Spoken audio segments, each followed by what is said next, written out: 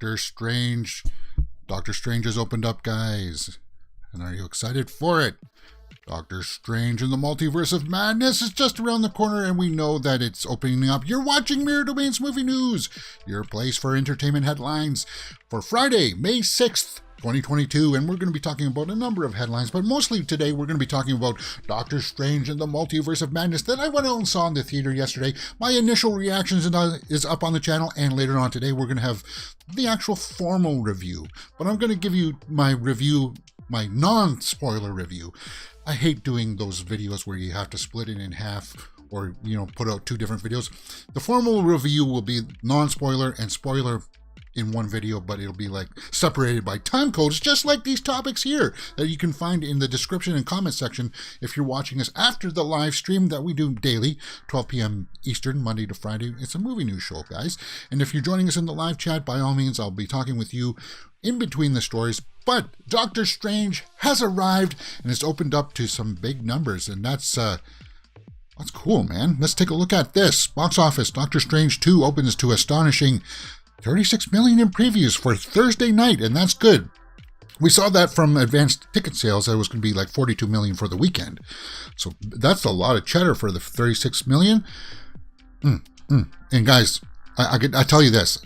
Somebody asked me in one of the comments if I saw it in IMAX or in one of the... no, I just saw it on the normal big screen. I didn't... because it was the earliest show that I could get into, and they weren't playing it on the big screens at the times that I would have had to wait till like 7 p.m. So, no, I didn't want to do that. I wanted to get in and see it as quickly as I could. Earned a formidable 36 million on Thursday previews, setting the stage for a massive 175 million plus weekend. Now, we saw that on yesterday's show, we mentioned that it was projected to 180 million, so 170 million puts it in that ballpark. The ranks as the 8th largest preview performance ever, behind Avengers Infinity War with 39 million. We're going to have to take a look at the tomato meter later on, but and we'll take a look at it when I do my review here and such, but yeah, I think it could make that 175 million. Guys, what do you think? Are you anticipating it? Are you going to go out and see it this weekend? I recommend that you guys do. It has arrived, and by all means, go check it out. 36 million is good for a Thursday. That means on Friday, and you got the next 3 days here it could make that 175 million. I'm thinking 180 million is what it's going to come in at, and that'll be good. There are all my social media handles that you can follow me on. We're on TikTok and Instagram, where I post those reviews there too, and you get to see some behind the scenes footage sometimes of me setting up the show and stuff like that. I really want to try to get to start doing that a little bit more to push that out. But let's continue on with my Doctor Strange review. Not spoilers, so don't worry, it's a live stream, but if you guys want to talk about this later on towards the end of the show and you want to actually talk spoilers for this, I will address those in the comments section. Okay, so let's take a look at the tomato meter and see what we're sitting at. Oh, Wanda. She was fantastic in this movie. Elizabeth Olsen knocks it out of the park. If you liked WandaVision, then you're going to like her in this movie too. Okay, so Doctor Strange in the Multiverse of Madness tomato meter is sitting at it's going down with the critics a little bit. Remember on Tuesday it was right. It was like 83%, and now it's dropped to 77% with 241 reviews. The audience score is not as high as I thought it would be. I thought it would be in the 90s. It's 89% with 2,500. Okay. And if you haven't seen me read through some of these quick snapshot reviews, let's take a look at them. Marvel fans are going to love all of these fan-servicing, momentum-sapping cameos, but Raimi fans are going to find themselves liking the film more and more the longer it goes, because the director seems to have most firmly in control later on. I wouldn't really call the cameos fan service. They do deliver, though. And don't expect too much for cameo. Like the way that that's worded, you're going to be expecting a cameo every 30 minutes or something like that. It's not like that, guys. It's not like that at all. Okay, so as story, and that's not spoiling anything. If you were expecting that, then maybe that spoils something, but that doesn't really spoil anything. That's not telling you anything about the story. Okay, so here's a bad review. As for story points, I saw nothing that answers the description. All we get is a grab bag of oddments. Sorry. No, he said oddments. I don't know what you're talking about, man. Too often, Doctor Strange is muddled, sluggish, and ordinary. Well, ordinary is definitely not what I would use for the imagery in this, the story in this, dealing with multiverse stuff, going out of outer body stuff. Ordinary is not what I would choose to use in any form of description for this movie. So, yeah. I don't think this guy's, I don't think he knows what he's talking about. Let's go over and take a look at the IMDb here. So that's sitting at 7.6 there with 34K opinions. When I first came out, yeah, this, the girl that played America Chavez there, and we've seen her in the trailers and we've seen her shots here. Let me see if I can pull this up for you guys. Yeah, she, this Xochitl Gomez, fantastic, because she has to hold her own against Benedict Cumberbatch and Elizabeth Olsen in more than one scene.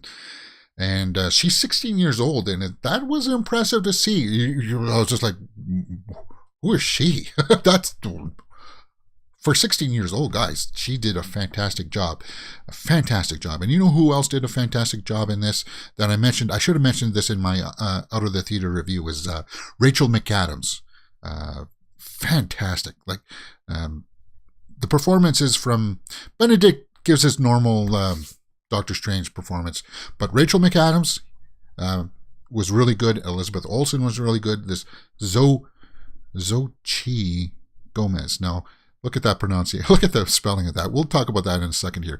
Chiwetel Ejiofor, Baron Mordo. He was good. That's all I'll say about that. Benedict Wong, yeah, he as Wong. Wong was fantastic, as always. He's like one of my favorite people. That like he has that comic relief, but he's also kind of that guy that you're rooting for. He's your staple best friend type character that you're just kind of like, yeah, man, please do good. But let's talk about this Xochitl Gomez. See how that's spelled there? Now, I actually had to look up the pronunciation to make sure that I was spelling or saying it properly. And, whoops! And this comes from Marvel's website itself. There was an interview there with Xochitl Gomez, and they pronounce her name. Let me see if I can pull that up there. And I had to look it up through the wiki. It's Xochitl, like they say it's S-O and then chi. Xochitl. You see that there's a CH there. It looks like it would be Xochitl Gomez, but it's not. Let me see if I can play that for you guys here quickly, and we'll just get some confirmation so that we get any of the people out there that will be waving their fingers at me for not pronouncing it properly.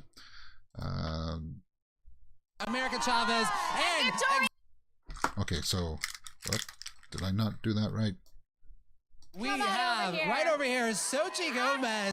Yeah, see? Xochitl Gomez. So there you go. But as I said, guys, in the film, she really holds her own, and that's impressive. Very impressive. And of course, we've seen that there's the zombie take on it and stuff. Now, as far as the horror elements, I wouldn't really call it horror. I mean, yeah, little kids are going to find the zombie stuff kind of scary.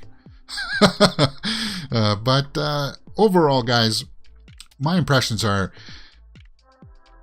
I liked it. I liked it a lot. It was a touch too long, maybe, perhaps. 2 hours and 6 minutes. I hate when you're in the theater and then you start feeling that your body's starting to stiffen up. That means that the movie's not entertaining enough for you to realize, oh yeah, my knees are starting to stiffen up here because I'm crammed into a theater with a whole bunch of people. When a movie gets you so gross that you don't even think about that stuff. That's how I feel about That's a perfect analogy about how I feel for Doctor Strange in the Multiverse of Madness. When you're comfortable and there's some cool stuff going on the screen, it's great, but it does have those moments where you're kind of like, I'm kind of thirsty here. Maybe I'll just take a swig of my pop here. Kind of thing. It has those kinds of moments. So it does have a little bit of pacing issues. Overall, guys, my review, where I would say, I really wanted to give Doctor Strange in the Multiverse of Madness an 8 out of 10. And I still may, in my formal review that will be published later on today. But I'm thinking that I'm going to give it, sorry guys, a 7.5 out of 10.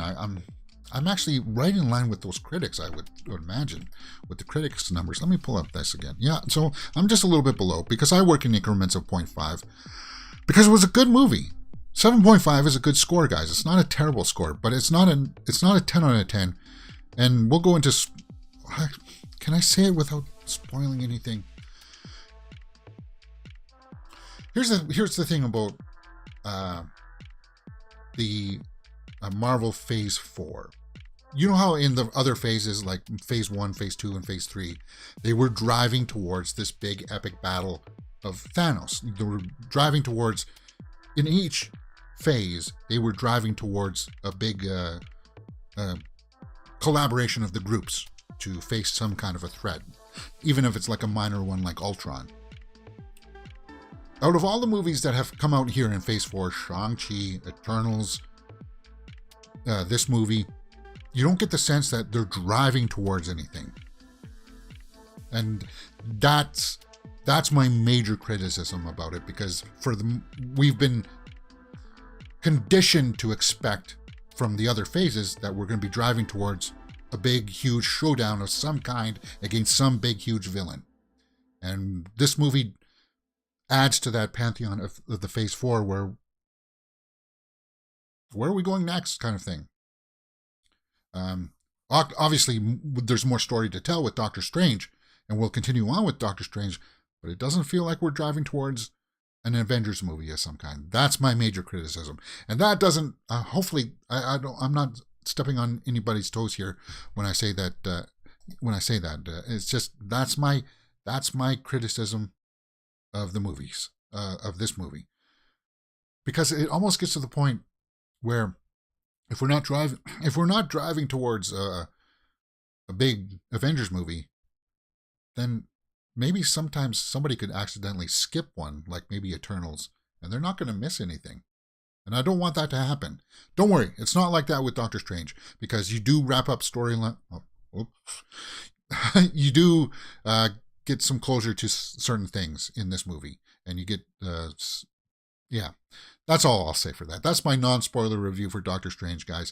The formal review will be up later on today on the channel, as well as our full live watch-along for King Kong 1976, starring Jeff Bridges, Charles Grodin, Jessica Lange. I just haven't figured out when it's going to be. I think it's going to be between 2:30 and 3, probably 2:30ish for that.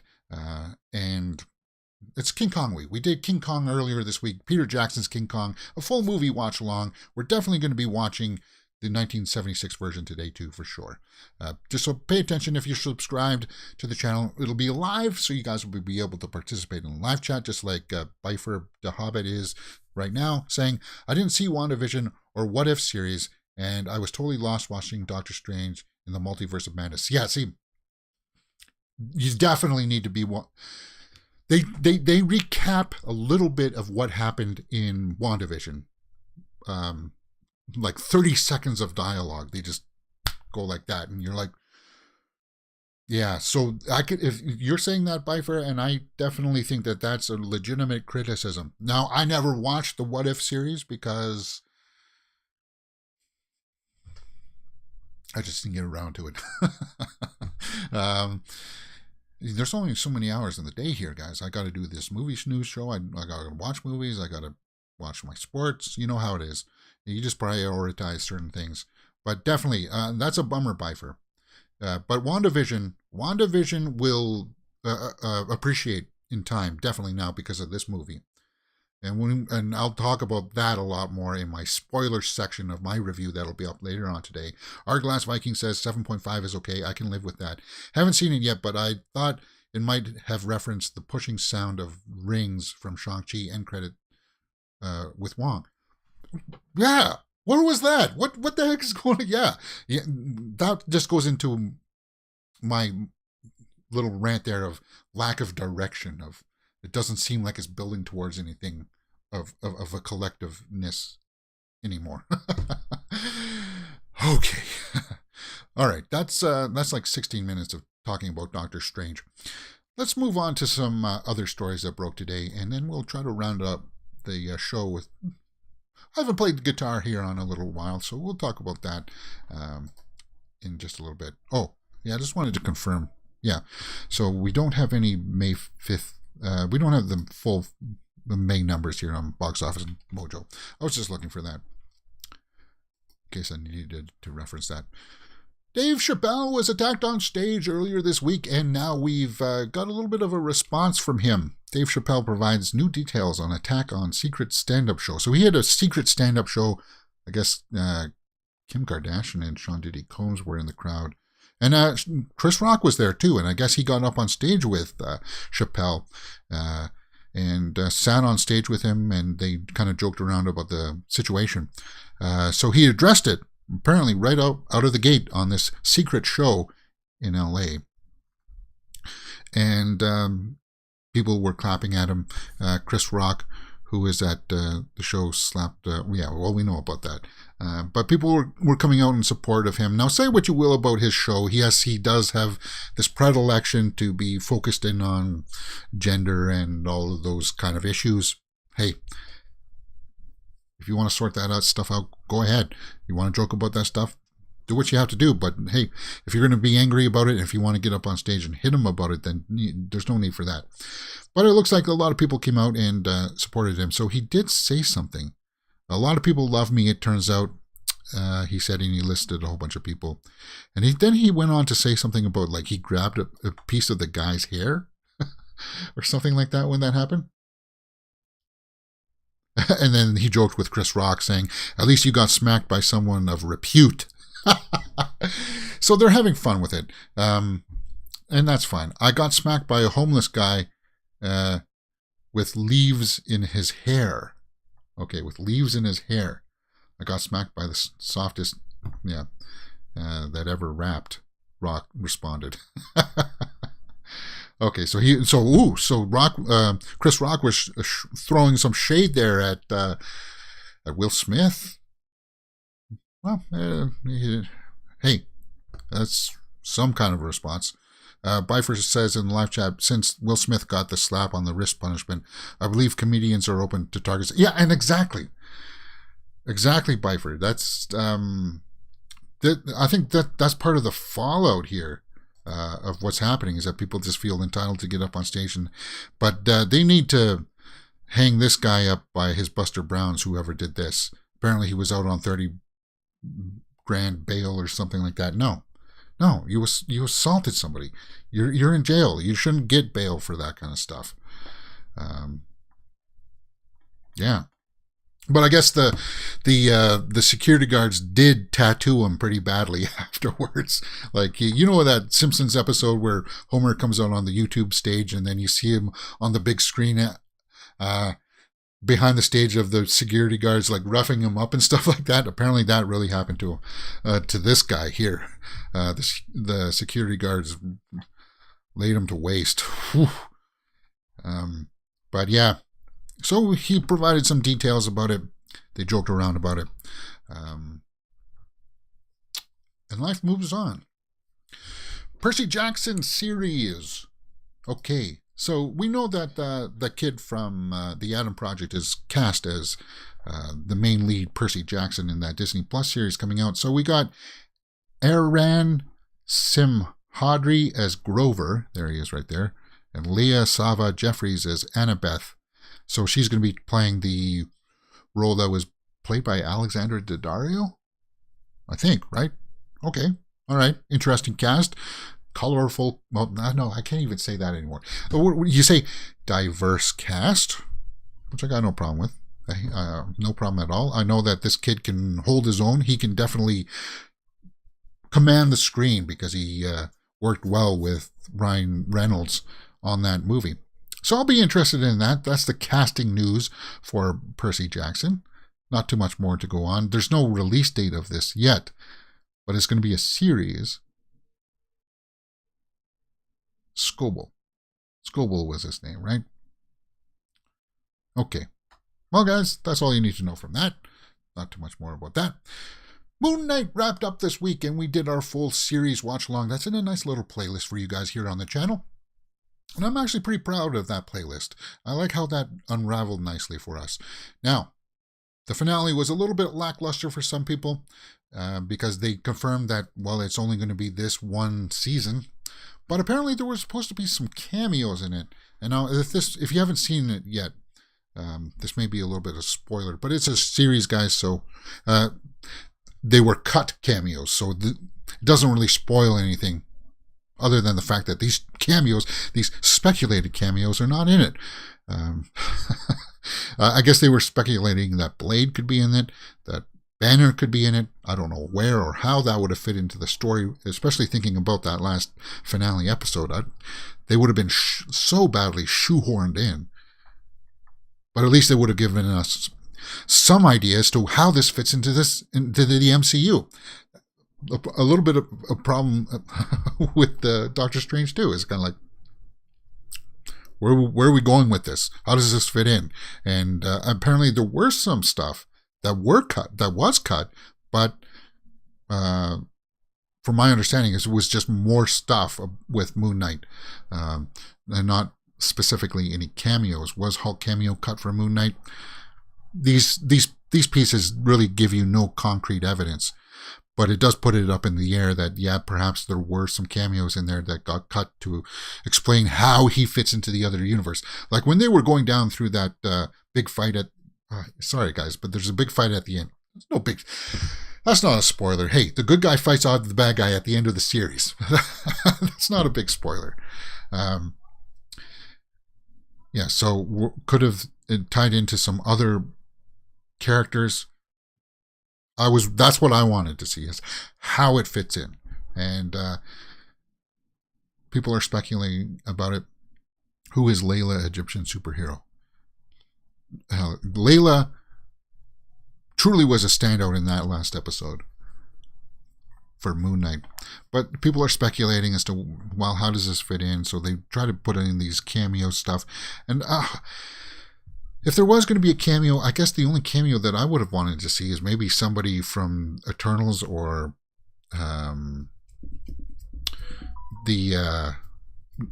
what is it in Loki? Those people that take care of like the timeline and such like that. That's maybe the tie-in that I wanted to see with the variants and stuff. The TVA, yeah, there, the Time Variance Authority. Because hey, you have gods changing the galaxy and stuff like that, like rotating time and stuff like that. You think somebody from the TVA might be don't do that kind of thing, but I guess not. I'm sorry, guys. I thought I turned off my phone, but I didn't. So I'm going to do that right now. There we go. Cinemark Rises. Cinemark Rises. Okay, good. Cinemark apparently is reporting higher admissions in the United States. So Cinemark is strictly in the United States, I think. I don't know if they have it in the UK or not. We have Landmark and we have Cineplex here in Canada. So we don't have this Cinemark.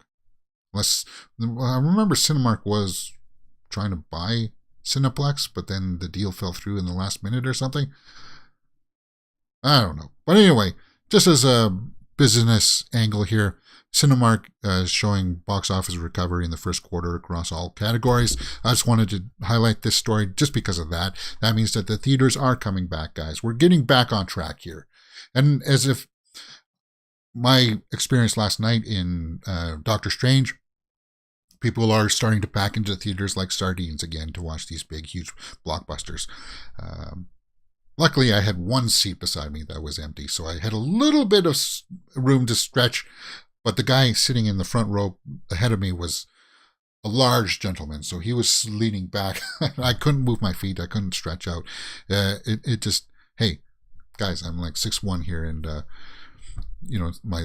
got long legs.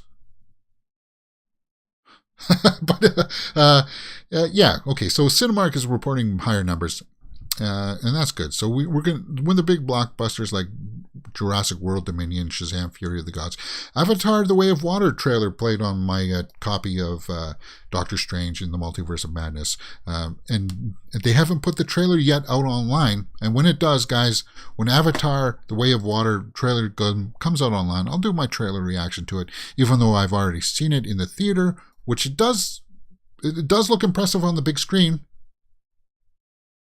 It doesn't say a whole lot. It just kind of is like, oh, remember Pandora kind of thing? Remember these characters kind of thing? It's one of those kind of teasers. It doesn't really have a whole lot of dialogue.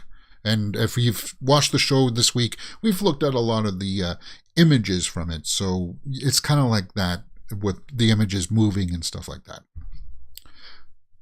But of course, Avatar: The Way of Water comes out this Christmas, and we'll be looking forward to that. But Cinemark reporting higher numbers. Good. Excellent. All right. Black Adam. Reshoots. Okay, well, this is a common thing. We know this, and we saw that earlier this week, that Black Adam... Whoops, that's not Black Adam. Black Adam reshoots currently underway. The Rock shares behind-the-scenes photo there. So reshoots are just a common thing that happens. But let's take a look at this behind-the-scenes image. Okay, so it's just them looking at the monitors. It looks like he was in costume, or maybe he was working out or something. And they're still in protocols. Okay, good. He says, and this was on his Instagram there. Okay, so what does he say? Great to be back on set of Black Adam with our 750 plus talented crew and filmmakers as we gear up to put some final details and last touches on our movie before we lock and deliver. All right, so they're just picking up some stuff, doing some green screen stuff. So it's not a huge deal, guys. It's a common thing that happens. And we saw the story earlier this week that the reason why Black Adam got pushed was because of just visual effects. The visual effects houses these days they're bogged down in a lot of work because a lot of these studios push their works. And now they're just they're inundated with this, So that's why Black Adam got pushed. But that gives them time to do these little pickup shots, and that's what it's doing. So don't read too much into that. Even Doctor Strange went through a lot of reshoots and stuff. Our Glass Vikings in the live chat says, I feel for your height problems at the movies. I'm 6'2". I'd have to go into reclining seating shows. Love my elbow room. Yeah. I saw Studio 666, that Dave Grohl Foo Fighters movie, in a theater that didn't have the ability to recline. The seats didn't recline. They were those static seats, and that got a little uncomfortable after a little while. And I could not sit in Doctor Strange in one of those theaters where your seats are stuck like that, and you can't really... You couldn't move the arm rests at all in that theater because all the seats were locked in, and yeah, that's not comfortable. That's why we have VIP theaters here where you can get those full recliner seats where you have like foot rests that come unlocked, and you can actually be like in a recliner chair in some theaters here in Canada. So of course you pay the premiums, but sometimes it's worth it. Okay, so Reddit scan. Is that next on our list? Yeah, no, I haven't done this in a while, and I wanted to take a look at this because sometimes over there on the Reddit, they do come up with some interesting insights and some scoops sometimes. Lorne Michaels wanted Mike Myers to remake The Graduate instead of making Wayne's World. The Pentaveret, guys, with Mike Myers. That came out on Netflix this weekend, and the reviews are not good. Why Once Upon a Time in America? Okay. I was hoping that they would give us some scoops into perhaps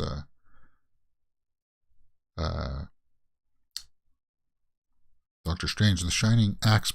What the axe in The Shining was purchased for $175,000 at an auction. That axe that he broke through the door with was $175,000. Come on, guys, you can spend your money on better things. I hope that's going for some kind of charity. Office poster for David Cronenberg. Yeah, we saw this yesterday on the Twitter Roundup. Crimes of the Future poster. That's a one I'm looking forward to. And it doesn't look like we're going to see too much more here on the old Twitter. On the Bifer says a shining axe is $40 at Home Depot. Yeah, exactly. Exactly. Because it's not like a lightsaber or anything like that, right? Or like Mjolnir, Thor's hammer. It's not like a replica of that. It's an axe. Okay, so I'm not seeing too much here. After Blue official trailer sci-fi horror. We'll take a look at that tomorrow on the Horror Movie News Roundup. After Blue, and I'll learn about it. Don't worry about that, for sure. A sequel for the original film. So I'm not seeing too much here on the old Reddit, the Reddit page. Let's go over to the Twitter Roundup. See if there's anything there. Suki Waterhouse has released her debut album, I Can't Let Go. Well, who's Suki Waterhouse? Should I know her? Luke Bracey in Baz Luhrmann's Elvis. Okay, so he was the guy in that dreaded Point Break remake. Whew. Okay, well, that's Elvis. He's going to be in the Elvis movie. Doctor Strange opened to 36 million. And some places were reporting it only as 27 million. Don't worry about that, guys. I'm sure once the box office numbers come out on Monday, we'll take a look at all of those numbers and we'll summarize all of that information for you guys here on this channel.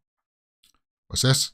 Emma Roberts and Luke Bracey. Well, there's Luke Bracey again. We can't, two stories with him? Maybe I do.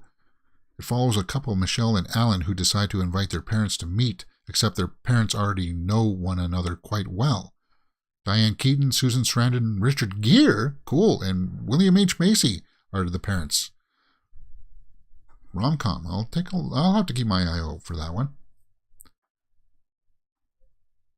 Vegas. Is this a new is that a new poster? Vegas by Doja Cat from Baz Luhrmann's. Okay, so that's a soundtrack. Okay, so that's out right now. I'll have to take a listen for that. And I don't think we're seeing... Oh yeah, there's the cast for the Percy Jackson. We saw that. And another casting. Ariane's... No, we saw that. Ariane Samadri. Yeah, this is the same guy. Minx has been renewed. Okay, so I'm not seeing too much here for new stuff on the old Twitter Roundup. We're sitting at 12 minutes and 34. We're sitting about 34 minutes already. So, guys, it's not a big, huge movie news day, and that's pretty much the week that it has been in the realm of movie and entertainment news. Doctor Strange opens up. I totally recommend that you guys go out and check that out for sure on the big screen because it's definitely worthwhile. And if you can... I'm told that maybe this movie does translate well to the 3D stuff. I don't know about that. I always try to shy away from the 3D stuff now because it's not my bag. Whoops.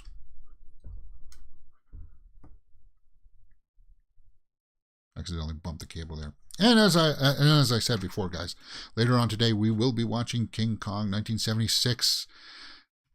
And pay attention to the channel for that. I just have to run out and do some errands, and I don't know how long that's going to take. But right now, I just want to round out the week by playing some guitar.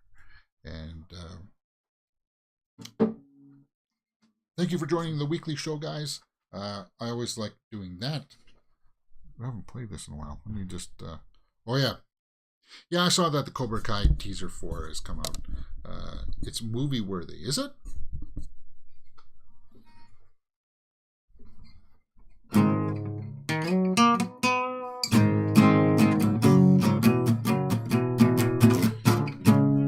You know, I just...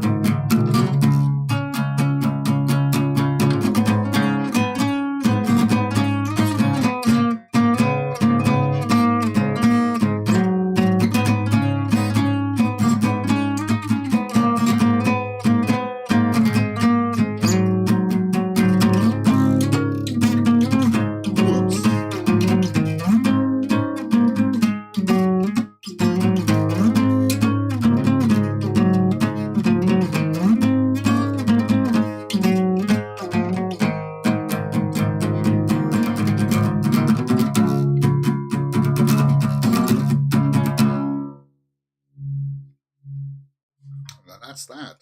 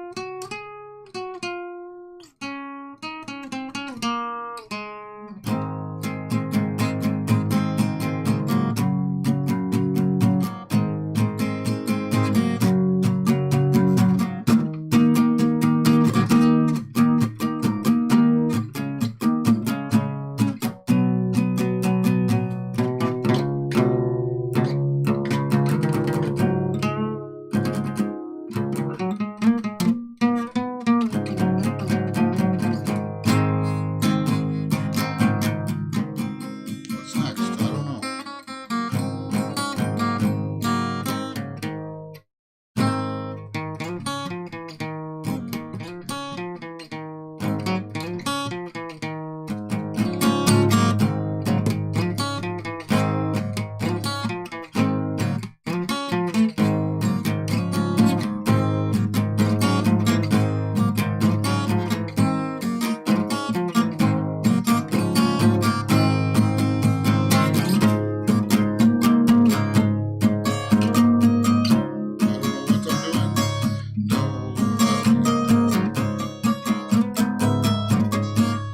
I don't know where you go from there.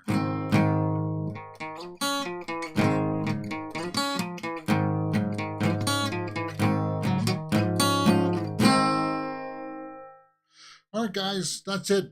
Join me in a couple, an hour or so, maybe 2 hours, and we'll be watching King Kong 1976 on the channel. Hey, if you don't know, we do movie reviews, trailer reactions, and stuff like that, and full movie watch-alongs. I'll see you there for King Kong 1976 later on. Thank you for joining on today's show, Mirror Domains.